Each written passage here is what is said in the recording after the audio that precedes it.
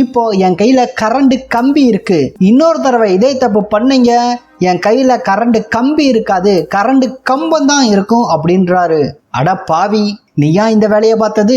நாங்கள்லாம் எங்க ஊர்ல அணில் தான் வயிறா கடிக்குதுன்னு அது மேல வழிய போட்டுக்கிட்டு இருக்கா, ஆனா கரண்ட் கம்பியை நீ கையில வச்சிருக்கேடா.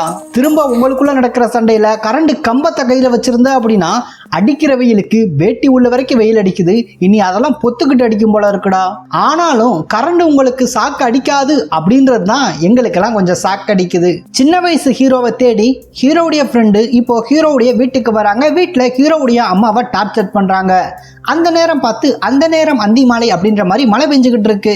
அப்போ ஹீரோவுடைய ஃப்ரெண்டு அவருடைய மாமா கிட்ட கேட்கிறாரு, மாமா இந்த மலைக்கு சூடா சைடுஸும் சூப்பரான சரக்கும் கிடைச்சா எப்படி இருக்கும், இந்த கிளைமேட்டுக்கு நல்ல கிக்கேருமுல அப்படின்னு கேட்க அவரு அட ஆமா மாப்பிள்ள அப்படின்னு சொல்றாரு.